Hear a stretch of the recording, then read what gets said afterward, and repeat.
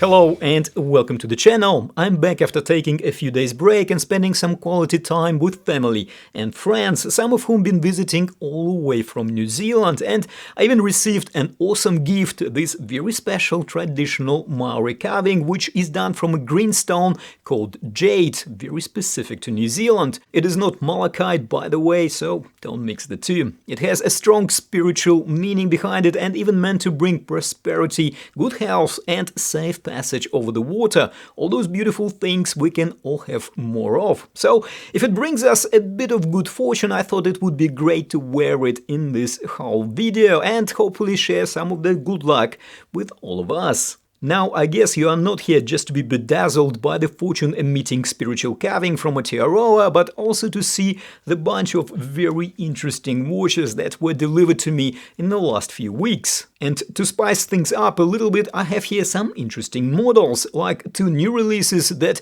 became available only in August, as well as watches from a brand that I've never featured on the channel before, and a couple of absolutely super value-packed timepieces that totally blew me away by the value-quality ratio they offer. All the detailed reviews, of course, of these timepieces will be available in the following days, as well as some interesting new models that were posted to me but haven't arrived yet, so don't forget to subscribe if you don't want to miss those upcoming reviews.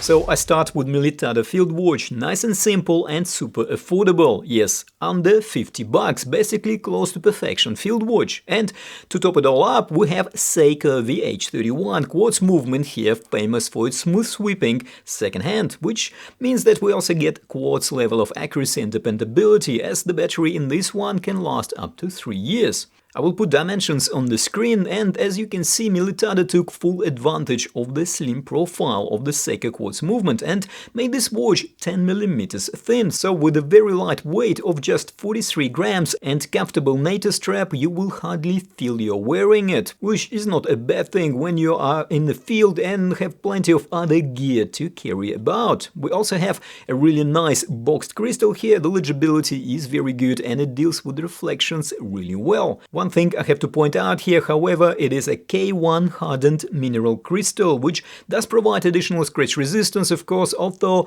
not at the same level as Sapphire. Next watch I have here is from Watchdives. This company is making some serious splashes recently among the watch review community.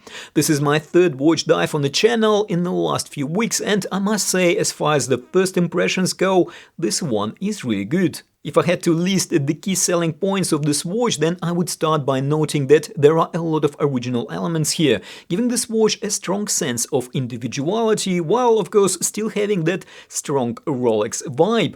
At 36mm case diameter, it still has plenty of wrist presence, similar to 36mm Rolex Explorer, and at the same time it is a very easy to wear timepiece, weighing only 103 grams after adjusting it to my about 7-inch wrist. Also, quite appropriately, Watchdives used Seagull VH31 quartz movement here, yes, that one with a smooth running second hand. We see more and more brands using this movement these days, and by the way, this is not the last watch in this video with this caliber in the back. Watchdives offers this timepiece with different set of hands, and as you can see, I went with the dolphin style, which I think works very well.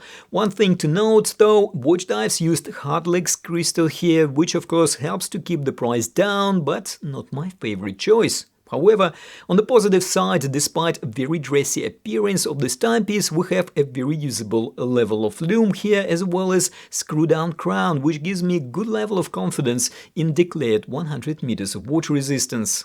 Next watch is from the brand called Welly Merck. It is the first time I feature this brand on my channel, and I must say my first impressions are very good. We have solid stainless steel construction, sapphire crystal, and Welly Merck used Miyota 8215 movement in the back of this watch, which is an updated version of Miyota movement that hacks and has that wobbly second-hand issue fixed. So what are the key points that I like about this watch? Well, first, it is a novelty watch, a wall timer with rotating inner bezel. It is also quite practical. We have 100 meters of water resistance declared here, and also I like dimensions and proportions. We have just a smidge under 41mm case diameter and a very well managed case height of 12mm, which is more than 3mm slimmer compared to other compressor style watches with rotating inner bezel that I reviewed recently. And I like the lume bonanza that we get here, plenty of lume on the dial, and it looks interesting when the lights go out. A couple of things to be aware of though. First, we can argue that legibility is not the best, and I will agree to some extent, even though we have a very prominent set of hands. And second, while we have 100 meters of declared water resistance, neither of the two crowns are actually screwed down. However, at the same time, I should mention one of my favorite features on this Worldtimer, and it is the price. It can be found for under $90 during the sales, which is very sharp, even compared to budget Worldtimers from such brands like Pagani Design and Carjoux. Full review with lume tests and all the details, of course, is coming up shortly. This next timepiece from Militado kind of took me by surprise. The combination of build quality and materials used here is quite impressive. However, what I found even more impressive was how much this Militado Hamilton Murph homage costs. It can be found quite often priced under $70 during the sale events. So, I mentioned materials, and we have a very clear double dome raised sapphire crystal here, which looks really good. Then we have a very well finished full stainless steel construction case, which features screw-down crown and 100 meters of declared water resistance. And as a cherry on the top, we have a decent amount of lume applied here too. This is another watch in this video which is powered by Seiko Quartz VH31 smooth second-hand quartz movement, so a very good accuracy is pretty much guaranteed. In short, a very classy looking, perfect field watch for a very affordable price. Full review of this one is of course also coming up shortly. Now, this is the most recent release from Baltany, and it is very good. It is powered by Seiko NH34 GMT movement, and we have here a level of refinement that we are already so used to seeing on Baltany watches.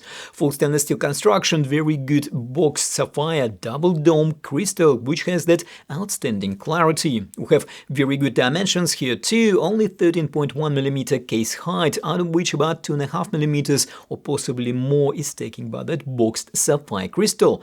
Good quality bracelet and refined clasp. In terms of price, Baltany positioned this GMT homage to compete with models from other vendors like Saint Martin and System. It is priced at about $220 on AliExpress and actually about $30 or more cheaper, $185 on Baltany website. I will leave the links to both in the description. My guess is that the AliExpress price will maybe catch up at some point during some sale events, although Baltany is not particularly known for a very aggressive AliExpress discounts.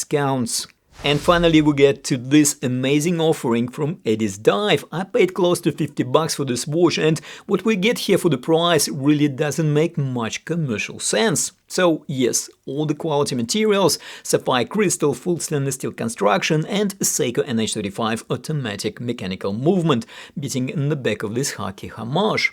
And we are not getting that super budget $3 pressed clasp here either. Addiesdive installed their milled signed clasp on this watch, which is great.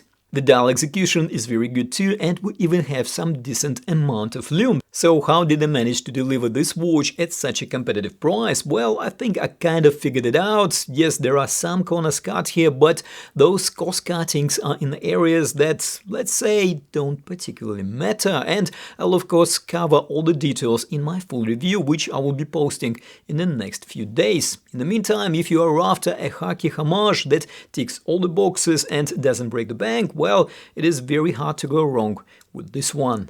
So, here you have it. Don't forget to hit that like button so this video gets some traction with the YouTube algorithm, and of course don't forget to subscribe so you don't miss any of those upcoming reviews. Thank you for watching, take care, and I will see you in the next video.